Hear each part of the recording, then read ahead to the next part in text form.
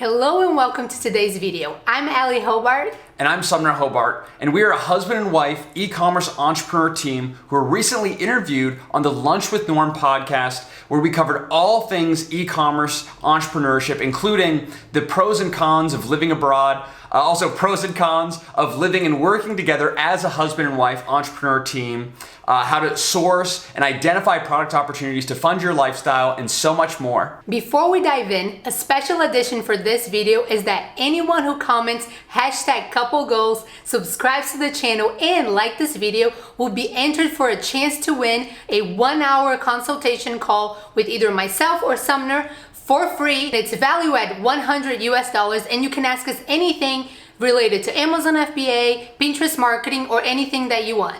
So go ahead and do that now, and let's get to the video. Welcome, Sumner and Allie. Hi, great to be here. Thanks for having us. Yes. Hey, it's great to have you here.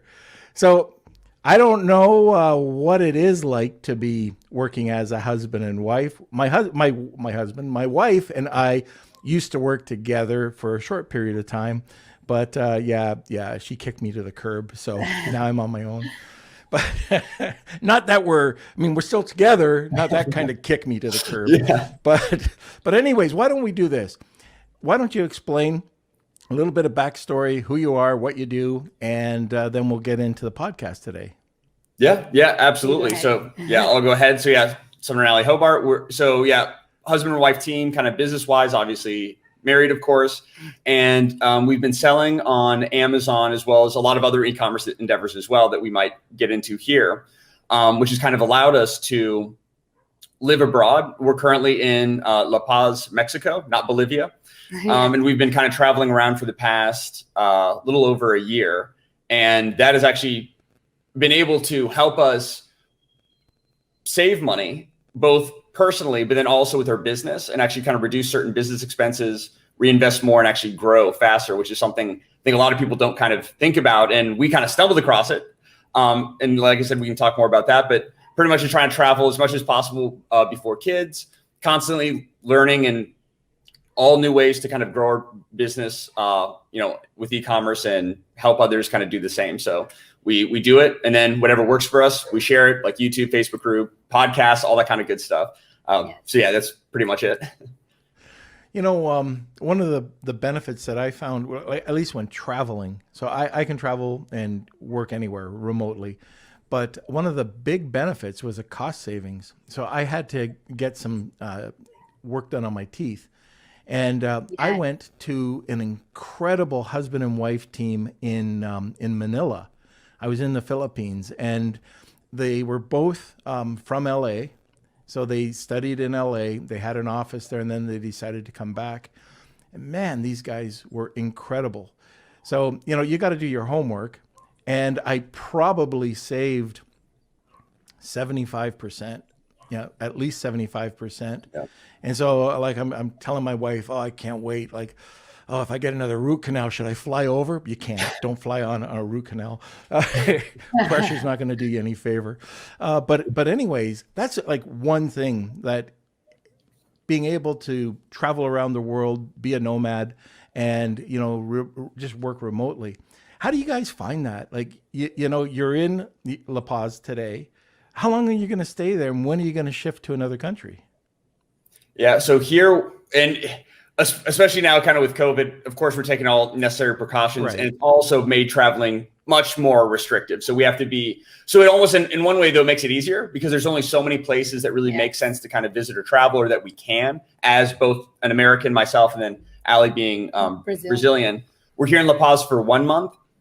We usually spend about 2 or 3 weeks per place.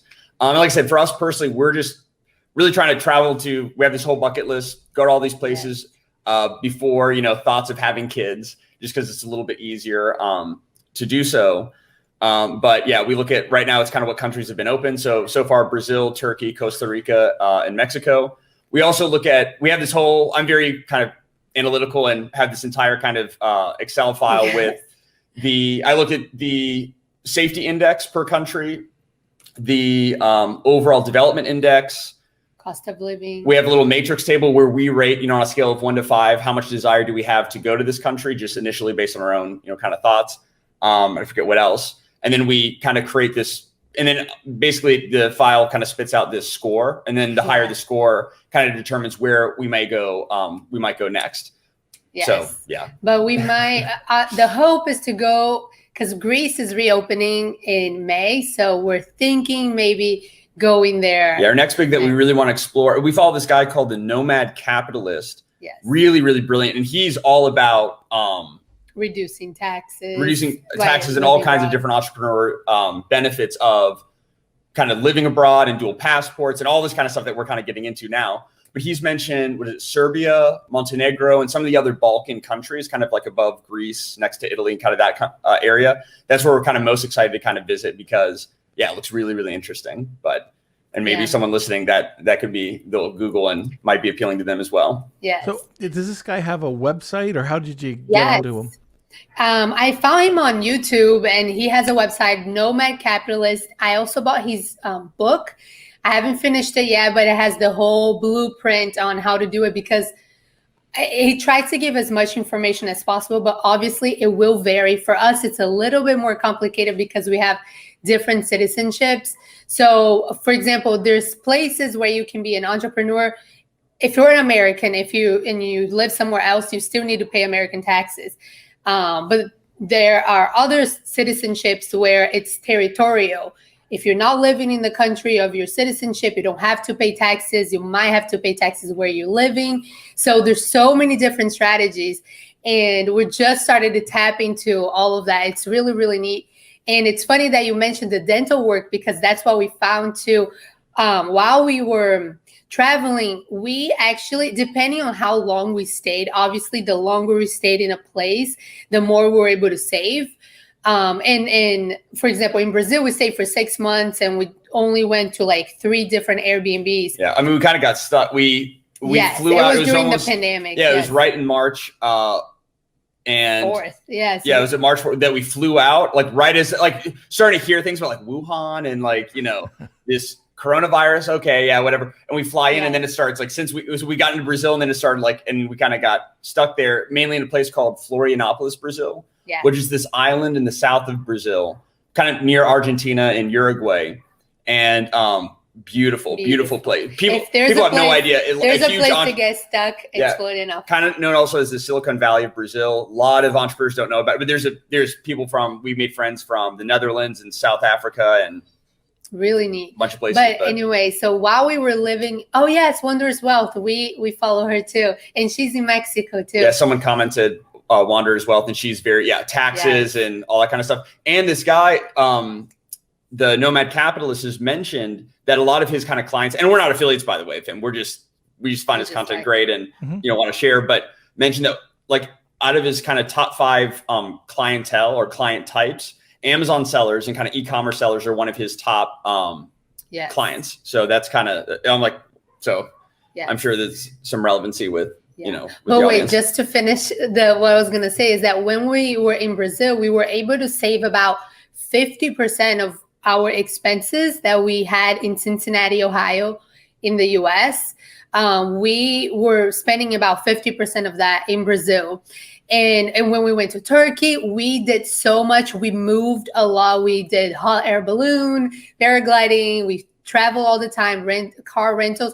And even with doing all that, we broke even. Like it was the same as our previous living expenses in Cincinnati, Ohio. Not doing much, honestly. We didn't do that much in Cincinnati. We just worked. And then here in La Paz, like you mentioned, and I know with 2 people, I think there's double the amount of talking and information that usually comes out. But we're planning on getting a lot of some blood work done and potentially some dental and some other things here while we're in La Paz, which we always try to do before we stop and visit, family in the U.S. In the U.S., yes. Right. And, when you guys are talking about taxes and lowering your taxes, this is not tax avoidance. This is 100% above board.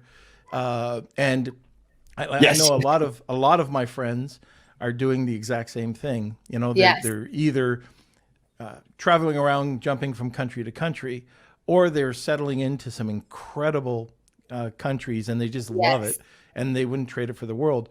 Now, I'm looking at, I live in Canada, and there are definitely some things that you have to look at. And like for us, we have OHIP, Well, if I travel outside of the country for so many months, that OHIP gets cut off. So there are definitely things you have to take a look at before you just jump to another country. And, I'm sure being an American and being a Brazilian, you'd have to take that into consideration before you'd go. Like, and I'm not sure, what are some things that you'd have to look at before you decided to jump to a different country? Well, first of all, I'm not only a Brazilian, I'm a green card holder. So that adds an extra step of complication, because green card holders don't get all the benefits of being a U.S. citizen. And sometimes you need to do, like for me, I cannot be 1 year, more than 1 year consecutive away from the country. Some there can, but I mean, how many days? Not I'm related curious. to tax. How many days? So you can't be 1 year, but what happens if you come back 364 days? Do you have to stay 1 day and then you can go off again? Yes. As a matter of fact, before I was able to renew my green card, I could only do 6 months. So it was 180 days, and we spent in Brazil 178 days, I think. It was like right at the cutoff, and it was good. So we haven't made the full kind of any changes, for example, in like residency or dual passports or anything. It's just kind of traveling within our kind of allowance, I guess, and then coming back to the United States and still kind of figure out where exactly we may settle. But Allie is the one, and also in terms of our business, anything logistics wise, probably business wise, as well as like personal taxes, finances, all that. She kind of much more organized than myself. All right. So I'm curious about taxes. All right. So I know my Canadian taxes. I know a little bit about the U.S. taxes. How do you save taxes? How do you not avoid, but how do you? Right. Yeah. You know what I'm trying to say. And I'm trying not to stick my foot in my mouth, but adhere and lower your tax rates. What are some ways that that you can tell people some of the things that you've done? Okay, so if you are I only know more about American taxes because that's what we looked up in Brazilian. So if you're an American and if you live in the U.S., there's a bunch of ways. Like if you have kids, you can pay them. There's a whole different thing. But we were personally researching about living abroad. What that brings you. Hi from Brazil. Susan, yeah. Okay, so here's a few things. One, if you're an American, you always, it doesn't, as long as you're in America, if you don't renounce your citizenship, no matter where you go in the world, you have to pay taxes. It's one of the only countries that does that in the world. So but a way that you can reduce is that if you live somewhere else, you can still claim, and I don't know the specifics, but you can claim, for example, I think it's 110,000 each. For a couple, for example, 110,000 each, you can earn outside of the U.S. and not claim it, not claim it, not have to pay taxes on it. You still have to claim it. You have to tell the U.S. everything, and so that is one way, practical way. Another thing you can do, but you have to be careful not to be double taxed, because let's say you move to a country that is called a territorial tax country. So Brazil, for example, is a territorial tax country. So if you live in Brazil for more than 183 days, then you are considered a resident, even if you didn't apply for a tax resident. So you have to pay in Brazil too. And there's a way that you don't double tax. That's why the U.S. Allowed for that 110,000, is because you probably have to pay in Brazil. But there are countries, and that's the good news. There are countries that are completely tax-free for foreign income. So that is great if you earn money online. I think, for example, Panama is, and Dubai, not Dubai, United, I can say United, Dubai. But one place that we look into is Portugal. Portugal, you don't have to pay any taxes for 10 years. If you're able to get a certain visa that is a passive income visa. So this is what we're looking into, is that possibly moving to Portugal, still paying our taxes in the US, but less because of that, the allowance of $110,000 each. and not paying in Portugal, even though you live there. And then you get European residency, you're able to travel through Europe. So there's all these different kind of things. If you're open to East Asia, there are lots of possibilities too. I don't know too much about it because we're only researching what really interests us, like specific cases. But definitely, if you're interested, definitely buy the Nomad Capitalist book. And he has a YouTube channel as well. And someone also mentioned Wondrous Wealth. She does consultation. It's a lot more affordable than the Nomad. And they both have plenty of content on like YouTube, TikTok, and some other platforms. Yes. They've been very, very, very helpful. So we'll have to. That helped some. I'm sorry if it wasn't too clear. No, that's fine, and we'll definitely post that information in the show notes as well. So, all right, you're working together, husband and wife. What is that like? You can start. So I can, and obviously both of our opinions will be important on this, but are those, first of all, hold it.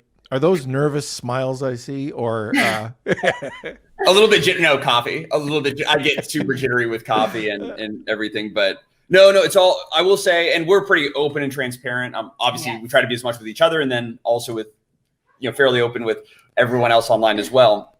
But the beginning was definitely very difficult, and we kind of got started. And of course, our main kind of income stream and main business, kind of what we're known for, is our kind of Amazon business or Amazon FBA business, which has now been expanding, of course, into multiple sales channels and really focus on building a legitimate actual brand, with Amazon being one of our sales channels. But that was about, and you're better with dates. When we started? Yeah. When we started. June 2018. So almost 3 years. So kind of in 2018 when we started, and basically we were both I was getting honestly depressed with my job. I felt like my skills weren't being utilized to their fullest capacity. I figured one day, I'm like, if I just did even like what I was doing now at kind of this company, and we left on good terms and everything, but I just thought, if I did this myself, could I, make more and enjoy my life better? And I think so. So I left on my own. Allie still had her position at the architecture firm, started doing all this research into, how can we make money online, reading every blog article, YouTube video, everything I could, subreddits and everything. And for whatever reason, we kind of came across this, thing called Amazon FBA. And for whatever reason, it really stood out to us. And we still don't know exactly why, but in our minds, it made sense, solving a problem in the marketplace, a quantitatively backed problem with a physical product on the largest marketplace, all this kind of thing. I'm like, okay, got, bootstrapped, got all about, I think it was like 7,000 together, launched our first product. First product was successful. We're like, oh my gosh, this is crazy. We were kind of skeptical that we were like, maybe this is a scam. Maybe we didn't tell any friends or family. We're successful, launched a couple more products. And in that process, then we kind of left. So we had like 2 or 3 products out. Allie at that time quit her job. So we were both quit, and we're kind of in that full time with only kind of like 3 products on one, marketplace. And we started to realize the seasonality of some of our products. Yes. So, we had certain, we probably quit a little bit too soon, or maybe a little bit too optimistic. And when the down season kind of came, that was not good for our, our relationship, to be honest. We were definitely, I know I was, and stressed out at each other, stressed out at ourselves. It was really difficult kind of starting off. And a big reason it was difficult one was the kind of the up and down of the business. And it wasn't just, down and then plummeted. It was just the, kind of the inconsistency.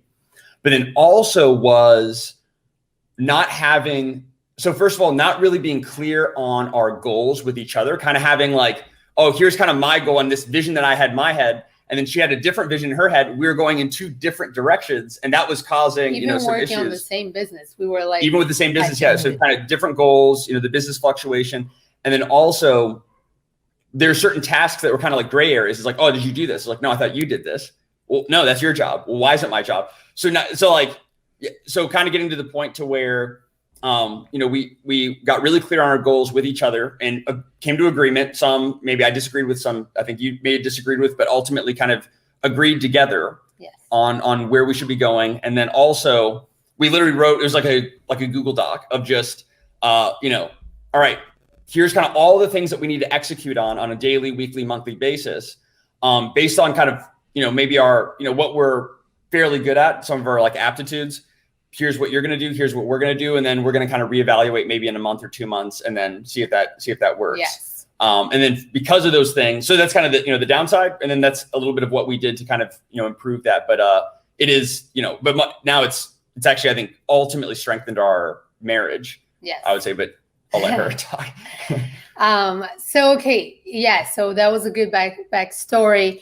And it was really difficult in the beginning, as he said.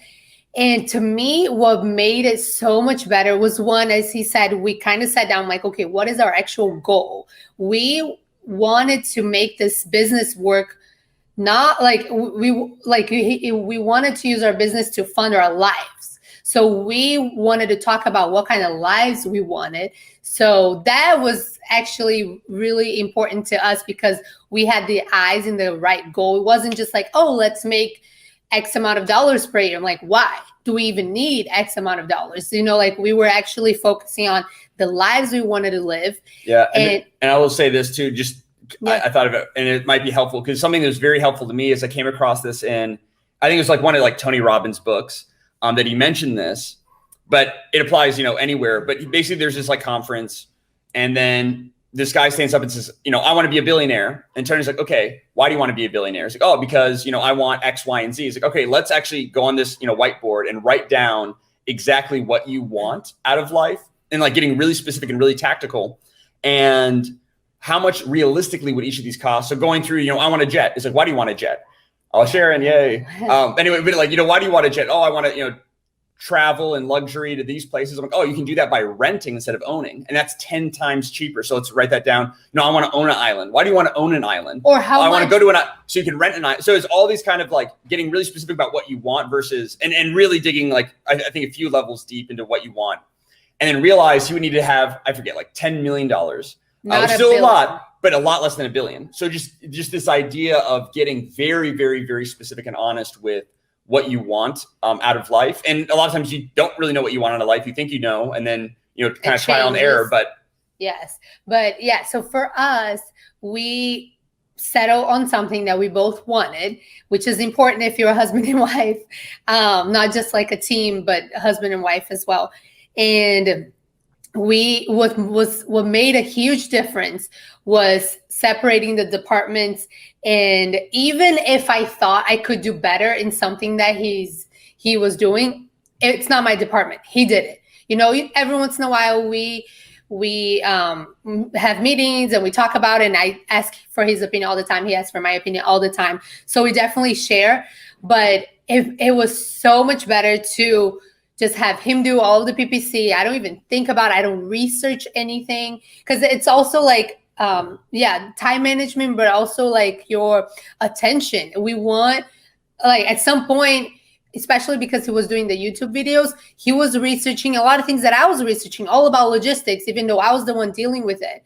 So he just said, okay, I'm going to focus on PPC and finding the best strategies. You focus on finding the best logistics. And that not only helped our business, but helped our marriage and helped our the way that we could help other people because we were more on top of the information as well.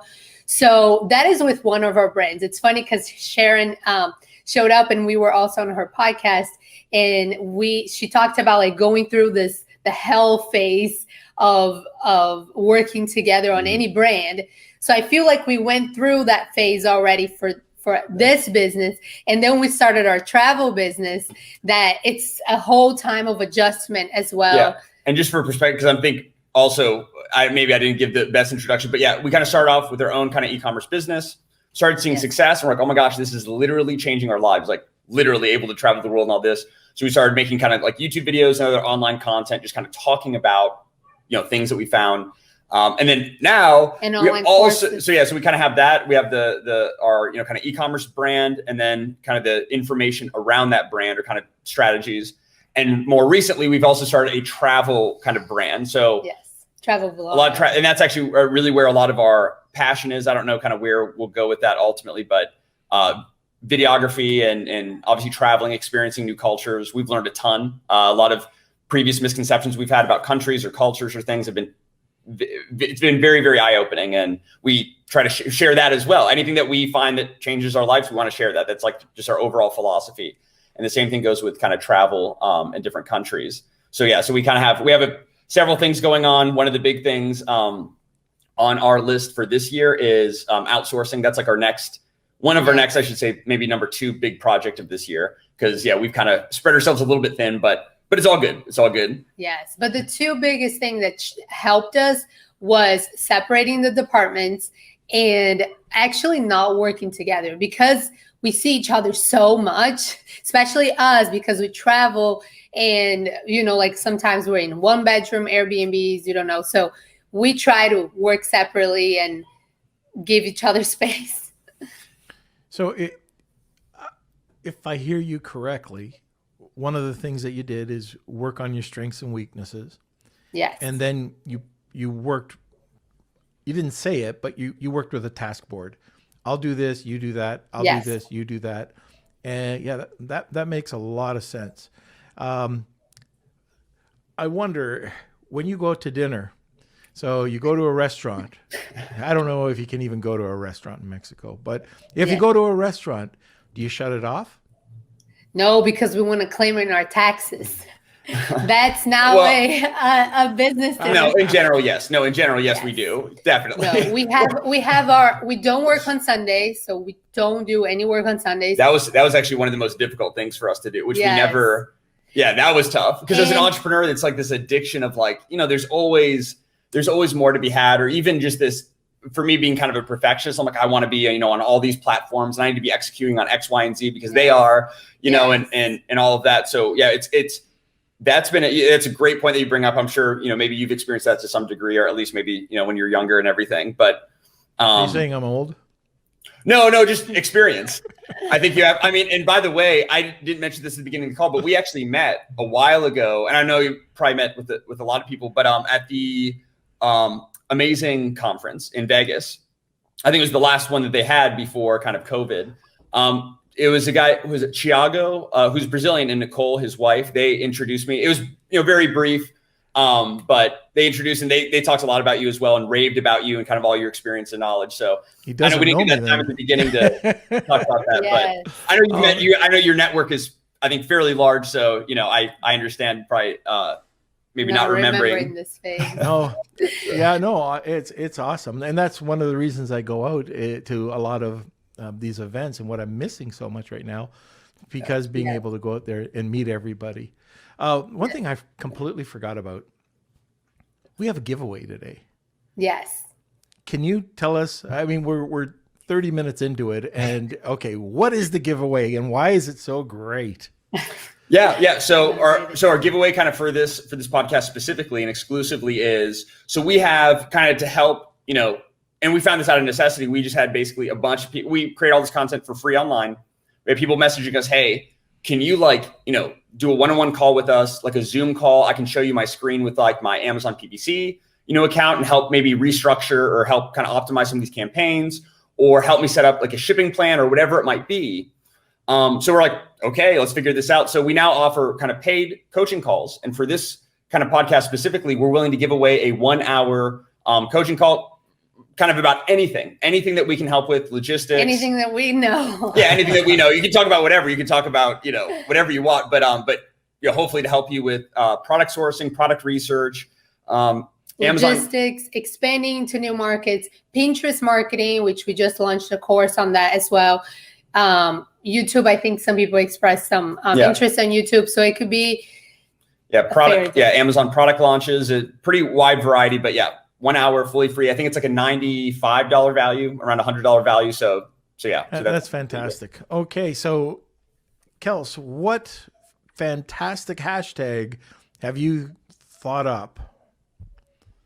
Let's do this. Hashtag couple goals.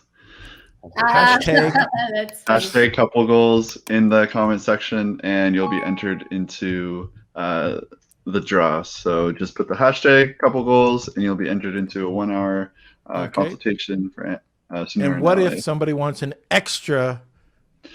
If they want an extra vote, they can tag 2 people in the comment section. So to tag, you hit the @ button and then the person's name, and yeah, you'll get 2 entries. So we also do have questions happening right now. Let's hit those because I'm going to get on to some Pinterest marketing after that. Okay, great. So let me see who is first. This is from Clive from our Facebook group. Hi guys, tell me about your working day. How do you split your time between work, play, sightseeing, etc.? Great point. Great question. That's something, yeah, maybe I don't know. Yeah, you go ahead. I'll go, okay. So it was and I didn't realize how kind of addictive kind of entrepreneurship and working was. I never really thought that before, especially working kind of at a more traditional 9 to 5. When you see results. It's so exciting when you start seeing results. You can see more and more. So what we had to do is really, and I had to do this with myself. I think we both did this as a couple as well, is sit down and we had to write down a kind of set in stone schedule and stick to it, even if we didn't want to, or even if for example, like taking a lunch break / I also have my kind of Nintendo Switch next to me here. Very limited specific break for lunch, my Nintendo right at the middle of the day. At the end of the day, I try to, depending on the area that we're in, either go out for a jog or try to work out here at home, and then kind of relax the rest of the day. So we have certain days where we, on like Sundays, we don't work, we go out on those days. Within our working days, we have very set times that we do not work. And that was the biggest kind of struggle for me was, so I know everyone has different struggles. I know a lot of, I think entrepreneurs or even new entrepreneurs struggle with maybe not working enough. For me, it's the opposite. It's kind of like it can spill in. So yeah, setting those boundaries and then sticking to those even when we don't want to, that's been kind of tough, but it's been very good. It's been, I used to get burnout all the time. I just get burnout anyway, have to kind of relax or take a break and even take like 2 days off or 3 days and then get back into it. And then it was just this terrible cycle. And I was kind of like miserable just in myself. So I had to setting these kind of breaks daily and then also, resting on the Sabbath. That's been very, very helpful for us in sticking to it. And I heard a tip yesterday about smoking cigars, taking longer cigar breaks. Oh, yes. I saw your Instagram story. I was about to say, I have no idea what you're talking about. I was like, what? It's an internal joke.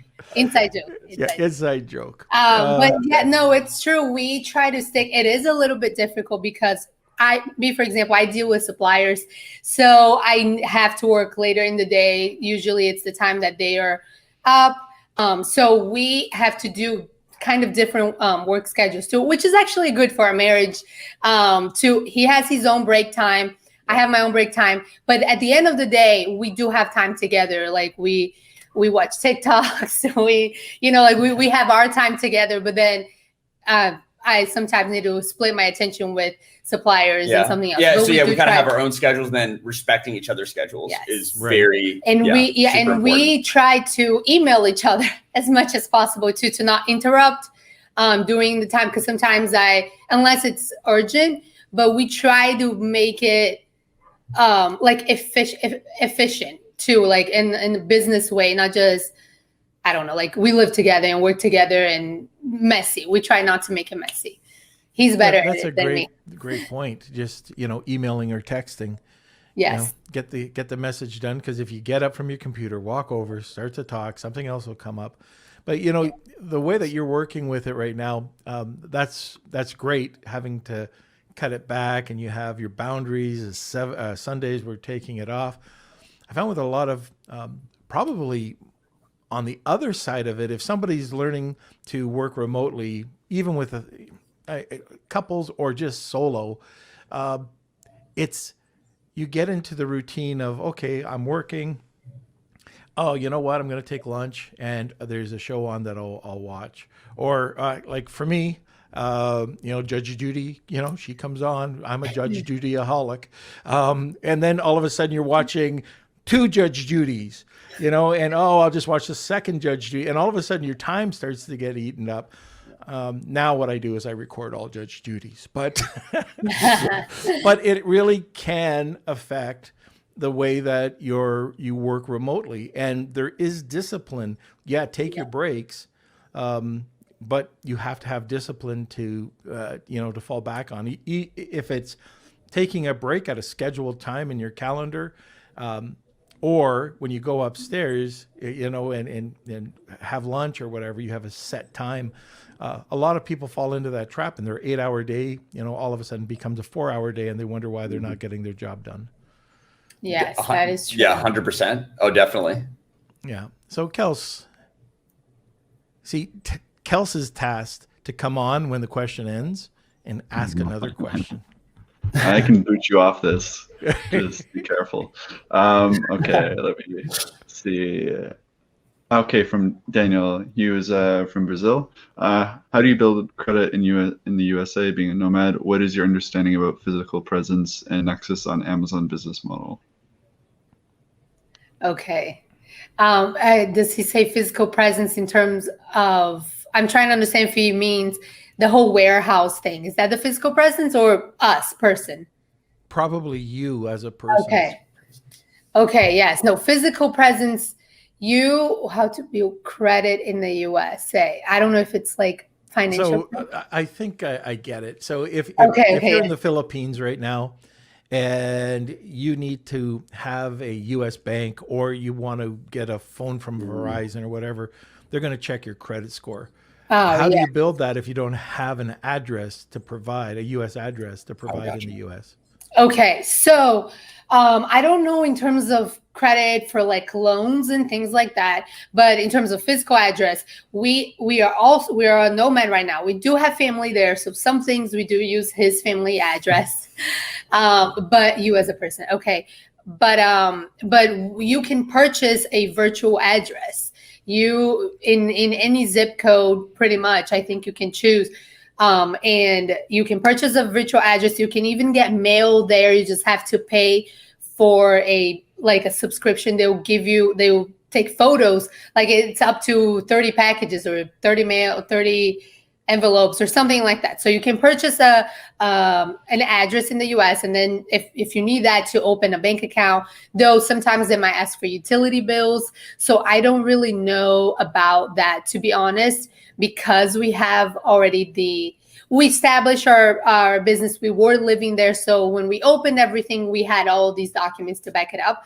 But I do know that you can purchase the address. I don't know in terms of utility bills what you can do. Some people, I do know, they partner with your supply. If you have warehouse facilities, sometimes that you're able to partner with them. And Norm, maybe you know that more than we do, actually. But in terms of being a nomad, you have to research your citizenship and how long you need to be there. Most likely, you can be away from the US either for more than 180 days or for more than 365 days in order to establish physical presence. And you have to get a stamp. I remember when we were going to Costa Rica, we went through the US, but they didn't stamp my passport. So I don't even think that was considered that would consider the physical presence. But yeah, Norm, if you have anything else, I don't know if in terms of establishing businesses, not having some of these American documents to back it up.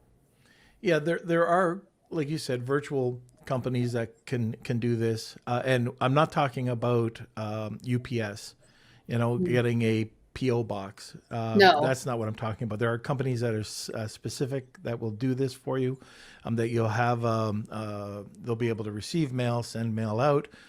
The other point to this, some people think when they open up a company and they register, let's say in Delaware or in Wyoming or wherever, that they have a registered agent. And that registered agent is going to be their address for their bank and for, mail. And it is absolutely not. I don't know a single registered agent that will receive your mail, or you cannot. If there is, it'd be news to me. But, some people think that they can use that as their bank address, and it's absolutely not. You have to do that separately. So just kind of keep that in mind if you've opened up something in Wyoming, you've got to find a different solution other than your registered agent. Your registered agent might be able to help you out if you contact them about places and locations within Wyoming.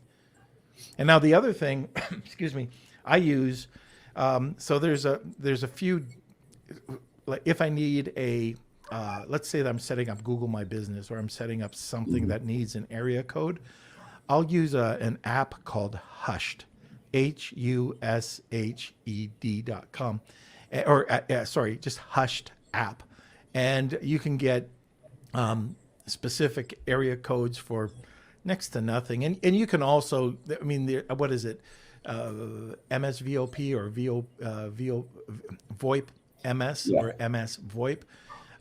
But I just find Hush is so easy. You know, it just costs you a couple of bucks, and you get a telephone number that you can text and just call from. So, anyways, next question, Kels. All right. Somebody's saying my sound is low. Is my sound low? It sounds okay on here, but sometimes on Facebook it sounds a little different. So All right. you might want to just play around with this. All right. Our next question from Manny: when and what was the first hurdle in growing your FBA business after a couple of months? You talk about it. Biggest hurdle. What was our biggest hurdle? Kind of starting. I think it was that giveaway. The biggest hurdle. Hurdle, you mean like difficulty? Yeah, but just in general, not for like us specifically, but just in terms of, and it could be, I guess, for us specifically. I think I would say that we bought the course and we thought that covered everything.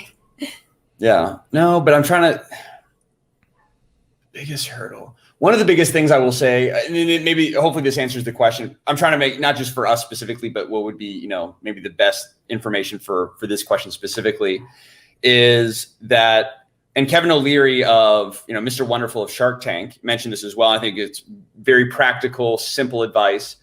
But he said there's a misconception that, you know, entrepreneurship is like jumping into the water. He's like, no, it's not. It's, you know, working really hard when you still have your kind of more stable 9-to-5 job or whatever it might be, and growing it until it makes sense for you to leave that. And for us, I think that was maybe what caused maybe multiple hurdles and something to be avoided. And it's something that I know we've got a lot of questions about, and we try to share as much as possible because we believe it's a much better strategy to build out. You know, it just means working harder while you're at your current kind of occupation, and then leaving once it's, you know, significantly more stable. We left, I think it was after our second product launch, or even our second. It was after the second. So yeah, second product launch. We would have probably launched a few more. We would have expanded to more marketplaces, just had a little bit more kind of stability, and at least maybe, you know, had it run a full year so we can see the seasonality before kind of quitting. So that was one of the biggest, I mean, that caused so many other hurdles. Another thing too, though, that it's just a personal strategy. We're not financial advisors and we're not advising this, but especially for our first product, we bootstrapped everything. We did not take out debt. We did not, you know, I personally would never do that myself.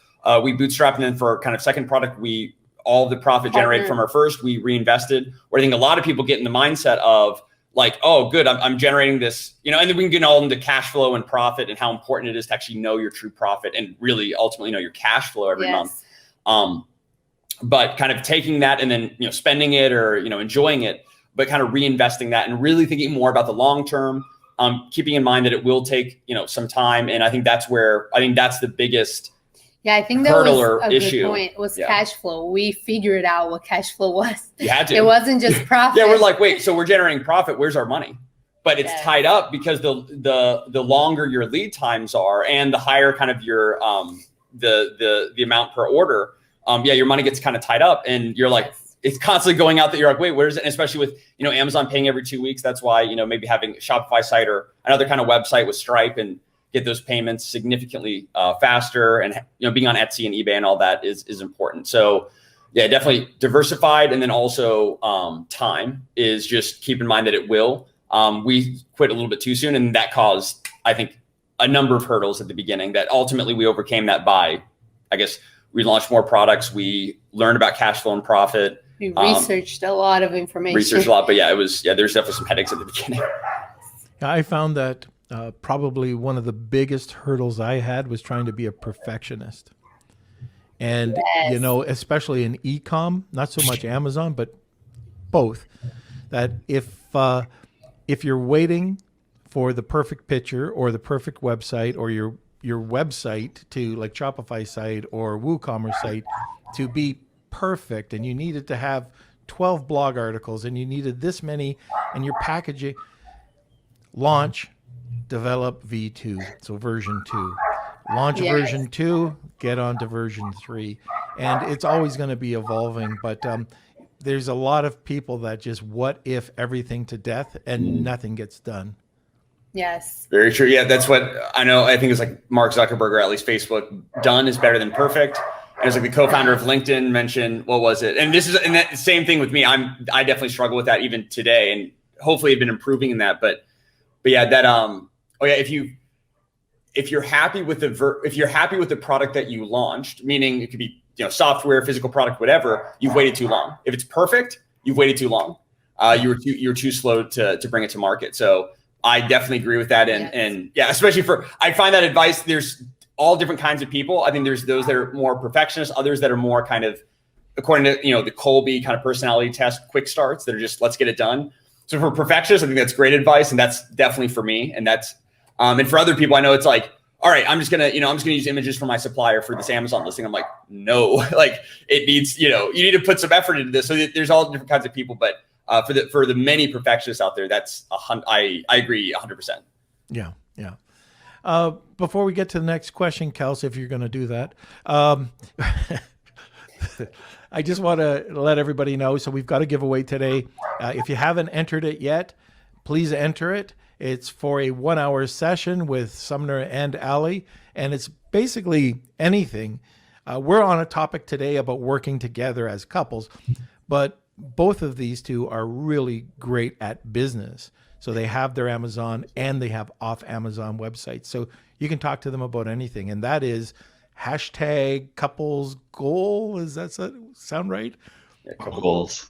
All right. So I was close. All right. Yeah. Now, Kelsey, next question. All right. So this is a bit of a book, but we'll get through it. So to be clear, if I sell physical products online, mostly Amazon USA and my website, and I am a US citizen, but I live outside the US a certain number of days, I can personally earn up to $110,000 and not pay any taxes on that in the USA. Disclaimer. Exactly. That's what I was going to say. I would imagine my LLC would still owe taxes just the same, correct? Thanks. Yeah, what I would say is I'm not going to give any legal financial advice. This is just, honestly, this is just information that I'm sharing from the book that I read. And I may not know all of the details regarding that, the 110,000 per person. So I would definitely ask a CPA about that. I'm so sorry. I hate to be the one to answer like, oh, it depends, or I don't know, but I'm not going to, because I might lead you in the way that it's wrong. So, but I will say that if you are a US citizen living outside of the USA, you will have to pay some taxes. You have to file taxes for sure. Now, what you can get exemption, it is different. It could be different depending on how long you're outside of the USA. Right. So one of the things, Kyle, Kelsey, I don't know if you can put this up, but if you contacted Xanadu, Lil Roberts, so she's got a professional tax consultant that can work or at least answer a question for you. If you just let her know that you were listening to Lunch with Norm and you contact Lil at Xanadu.com. They are an incredible accounting firm that specializes in e-com and Amazon accounting, and they have a tax special. I forget his name. I think it's Lewis.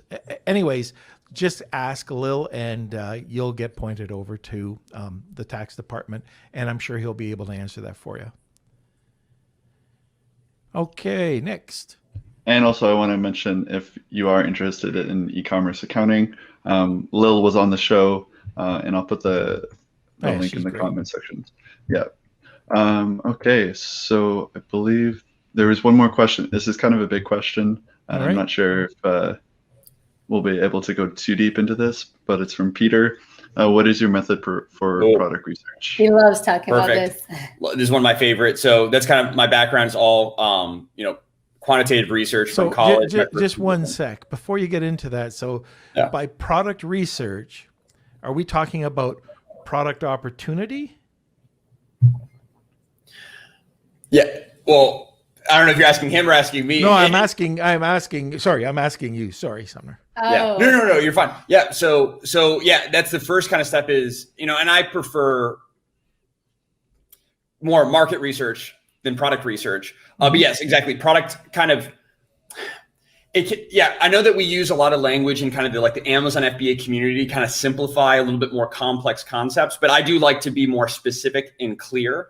So basically identifying an unsolved problem in either one marketplace or multiple marketplaces. For example, and one of my favorite strategies that I'll kind of share, I have to be careful I'll share it. It's something that it's our number one, it's super valuable, but it's kind of two things. It's sort of like, it's like a form of arbitrage to where two things. It's very, very, very simple. But number one is we identify, so we use Etsy heavily, and we sell mostly in the Amazon US market. We also sell in Canada, Mexico, UK, and we're expanding into other marketplaces as well. So obviously these marketplaces also utilize, Etsy a lot. Etsy's large in these markets as well. We'll look at products that sell really well on Etsy, for example. So we can we can literally look at, we can see total reviews for a shop on Etsy and then reviews for a product. So we kind of know that, and then we can see the total sales. So we're like, okay, we know that, this percentage of reviews for the entire stores for this product. So there's likely a similar, we multiply that kind of result by the total sales. So we can get an estimate. Okay, here's the total reviews for this product, total sales for this product. So we can get a pretty fair estimate of, what product in a particular category sells best on Etsy.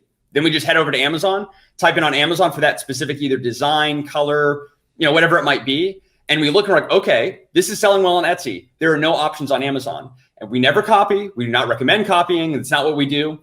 But we use that as inspiration. Like, this is interesting. Then we'll look at Google keyword data. There's plenty of free tools and there's other paid tools as well, to where what we do is look at, when we see kind of an interesting product opportunity that we want to dive more into. For example, I'll just use taco holders. We'll look at, red, yellow, green, blue, taco holder set of 2, 3, 4, 5, all of these long tail kind of variants. And we'll look at the associated kind of Google search volume, because it's, I think, around 40% of product sales online begin on Google, where it's like, I forget what the percentage is for Amazon off the top of my head right now, but it's obviously Amazon's more, but still a huge percentage of people are searching for products on Google. And then the benefit with using Google keywords instead of just Amazon is it kind of widens your view, and you can see, okay, people, because Amazon, if you're only looking keywords there, it's going to be a little bit more limited. And there's, Amazon obviously a while ago stopped kind of giving out their keyword volume, and, all these tools kind of rely on estimates. So with Google, we kind of look at, okay, what long tail variants, and a lot of times that bestseller kind of, for example, on Etsy, let's say it's like a yellow taco holder. I'm just making that up. And yellow taco holder has the highest search volume on Google over red, orange, and all the other color variants. But then I go to Amazon, I type in yellow taco holder, and there's 0 options. I'm like, this is interesting. And obviously there's a lot more questions. We want to make sure that we're not infringing on any, utility or design patents, depending on the product, any trademarks. And I'll also say that we do not go for super competitive products. We are not jade roller sellers or anything like that. So in terms of an overall strategy, we stay within markets that are less competition, and we try to give out the best of the best, like premium product, to where it's most of our products have become like easily the best seller because it's not a lot of competition and we over deliver in value and quality. Yeah, but so just to kind of recap, heavily use Etsy and Google. What either keywords or specific products are people buying or searching for in high enough volume that have either 0 options on Amazon or very weak competition. And that's just the overall for identifying product opportunities. Obviously, there's more to that. It's not just all right, and then we move forward. We want to look at reach out to suppliers. Is this going to be profitable? Is this going to meet our kind of our specific kind of we look at lead time and cash flow and all that kind of thing as well. But that's a good kind of just an overall of how we kind of get started and use some actual quantitative data instead of just kind of guessing. And obviously you can run survey data as well and use sites like PickFood to maybe A/B test images, like, hey, what product images or what product design resonates best with you, and so on. But that's kind of the overview that I think a lot of people don't talk about. Do you check Pinterest? Yes. Yes. Oh yeah. Sorry, we should mention that as well. We yes, we definitely do. We like Etsy because we can kind of, and it gets very simple. We have that kind of solid data of, or fairly solid of there's likely, a pretty solid estimate of sales per listing. So we can kind of see which is the best seller.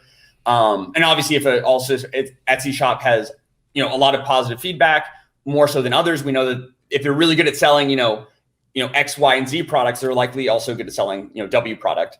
Yeah. But yes, Pinterest, absolutely. Pinterest is especially great for a lot of reasons, both for marketing, product research, but especially for design. When we're kind of tripped up, and again, we don't ever copy designs. That's not what we do, and we do not recommend that. We don't just launch Me Too products. We use it as inspiration. So for example, we look at characteristics, like if it's taco holder, maybe we'll type in, depending on the product, but we'll go to Pinterest, type in taco holder, and look at some kind of interesting designs that either maybe they have a high number of saves, or just kind of look appealing to where it can begin the rest of our research. Okay, let me look at the Google keyword volume for this. But we pick out attributes from the image.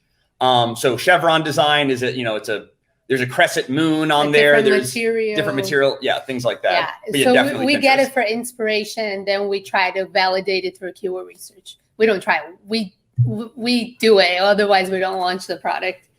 Right. What about, you talked about Google research and keywords. So you can use the free Google Keyword Planner, which is a little bit more difficult than what it used to be. You used to be able to log in. Now you've got to set up an AdWords account and then dig into it that way. But do you use any other types of keyword research tools to help you with your decision? Yes. So specifically what I use, and again, I'm not really an affiliate, not really pushing it, but I use the Mangools tool. After a lot of research, I found that was, and specifically, I've never heard of it. Yeah, the Mangools keyword, and a lot of people haven't. And I'm not, by the way, I'm not like this Google kind of SEO expert. That's something that we're at all. It's another area of learning and all of that. But based on my research, at least at the time, I was like, okay, I want a really accurate tool for kind of the Google platform that shows that's able to do X, Y, and Z. It does very specific things that I want it to do. And it is a paid tool. I know the guy, I think he might've been on, I'm not sure, but a guy named Joe Reichfeld. He personally mentioned to me, he saw a video that I made on YouTube and commented he gives great info. What is it? I just installed it. It's a Chrome extension. It's free. Keyword Surfer, SEO Surfer. Oh wait, shoot. It's right here. Hold on. It's on my, I have my laptop right in front of me.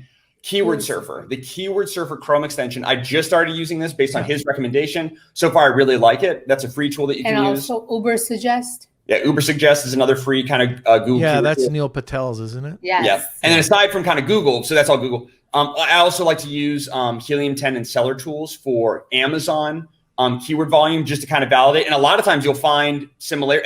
And what I like to see for our product research, like when we see, okay, is this product viable? Obviously, there's two big questions that we want to answer, and that is how much demand is there for this product opportunity, and then how much competition is there. And we love low competition. It's so easy. Launch is easy. We're not getting our listings hijacked because it's like too small. And then if we have let's say a $10,000, $20,000 budget to launch new products, instead of launching maybe like one or two, we can launch several. And within those listings, several variations. We're more diversified. Yeah. So there's multiple reasons we do that. And I will say, oh no, you can finish. I was just going to say, what we do is, we look at Etsy, we look at Pinterest, we look at Google keyword volume, we look at, estimated sales volume if there are existing options, using like Helium 10 or Viral Launch Seller Tools, keyword volume on Amazon, and try to see consistencies of kind of in terms of demand at least, high points. They're like, okay, it's the best seller on Etsy and it's a highly saved pin on Pinterest, and there's very good keyword volume on Google, and there's good keyword volume on Amazon. We're like, oh my goodness, yeah. Kind of this thread that kind of goes through. And literally we have like a Google sheet or an Excel file where we have each of these kind of columns, and we fill that out with each product opportunity, and certain ones just kind of really stand out. And then from there, we'll partner with suppliers and start getting better estimates of, can we source this profitably, and all of that. But one thing I was going to say, because we mentioned Etsy a couple of times, and I love Etsy so much, it does make sense for our products. Like I was just telling somebody, if you sell a garlic press, you're probably not going to be successful on Etsy. People are looking for that interesting, unique kind of products. And but what I will say is that that was something that we saw. We started expanding to other marketplaces, not only Amazon, Canada, UK, and all that, but Etsy. And we started our own Shopify store and all that. And we noticed that some products that don't even sell as well on Amazon US sell really well on Etsy or for a higher price, or sell really well for some reason on Amazon Mexico. We have one product that barely sells on Amazon Canada, but sells really well on Amazon Mexico. And it's things that, we wouldn't really expect. We're like, and that's what it's always testing. You never know, even with all the data, data doesn't tell you. It's just kind of, so it can guide you, but it's a great way to start expanding without needing a ton of extra logistics, especially if you sell in the US, you can do the North American thing.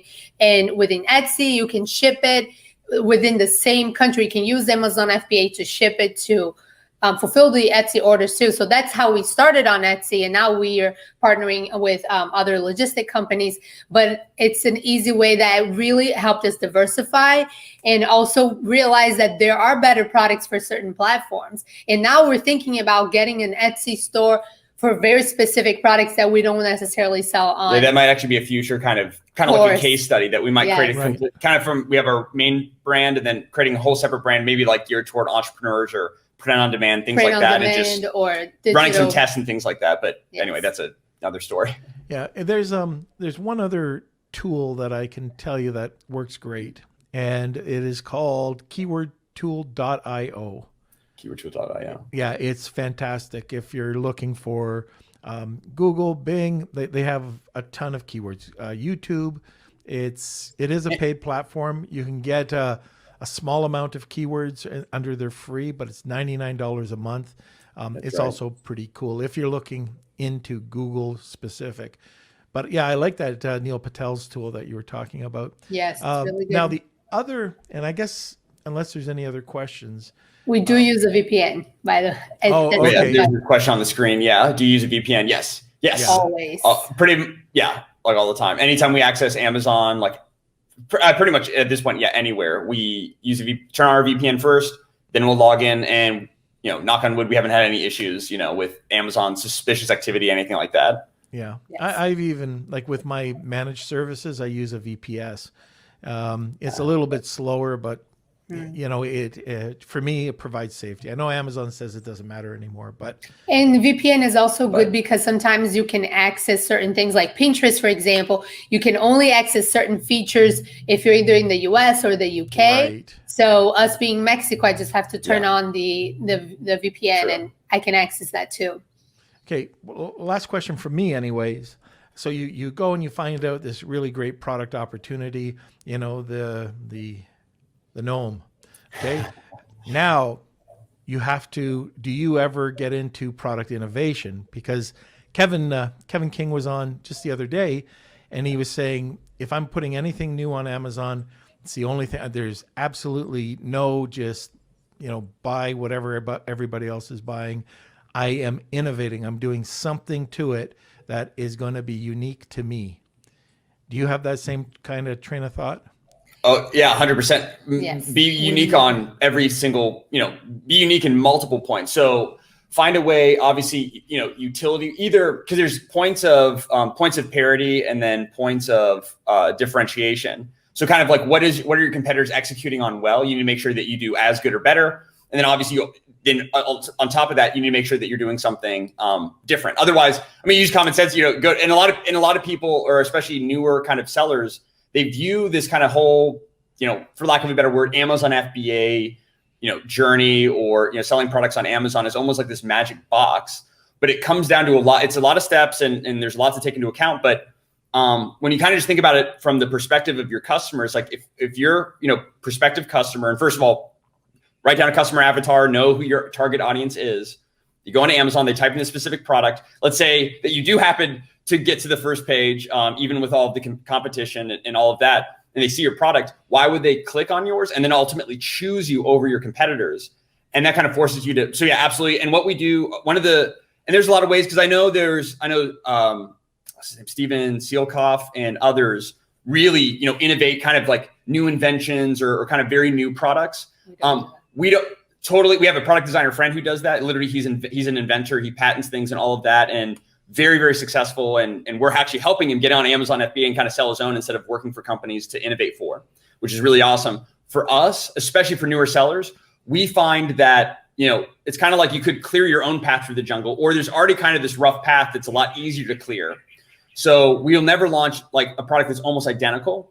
We will, however, if there's, for example, keyword volume about a very specific kind of long tail variant and there's no options, we're like, okay, bingo.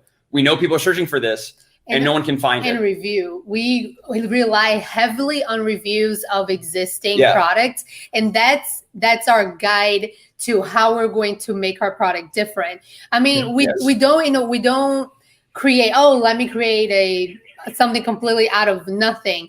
We get the idea of the product itself based on keywords.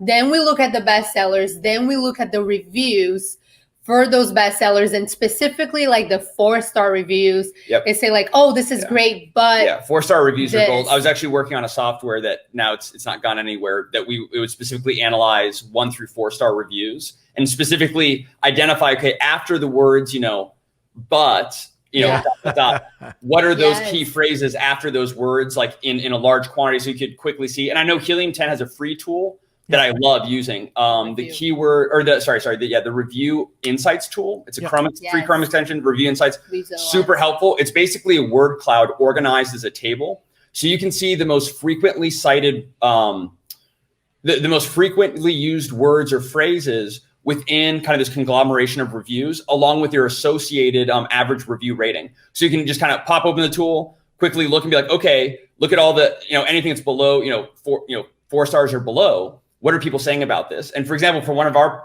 competitors, we found stinks, smells terrible. For whatever reason, they had their product, it was shipped by sea. Something happened, got moldy, got super smelly, got shipped out. And people wrote negative reviews, and that was our top competitor. They had a bunch of great reviews beforehand, had this bad batch. So our first bullet point was zero smell. Yeah. Because we know the consumers, I forget what the percentage is, but we know they're looking at their reviews. So, or at least that was one of our bullet points, and that product has been successful as well. So review, looking at definitely Amazon review data is a free data source and hugely underutilized for identifying if your strategy is kind of, you have the overall product idea or opportunity and kind of want to differentiate, which of course you should be in some way, just because basically when someone's searching for your product, why would they buy? You want to figure out why someone would buy and then do it. And that's our strategy. So the Helium 10 tool is really helpful with that, just reading through Amazon reviews. But otherwise, in terms of kind of completely new inventions of just like, this is new. Like, I know that there's a pain point about this. I'm going to invent a new product to solve that pure just pain point. We're not as familiar with that. That might be something later down the road that we will do, like launch a Kickstarter and all of that. But for right now, it's honestly doesn't really make sense. It's for us a little bit more efficient in our current process, but okay, so Peter, I hope that helped out and answered your question. Hopefully. Okay.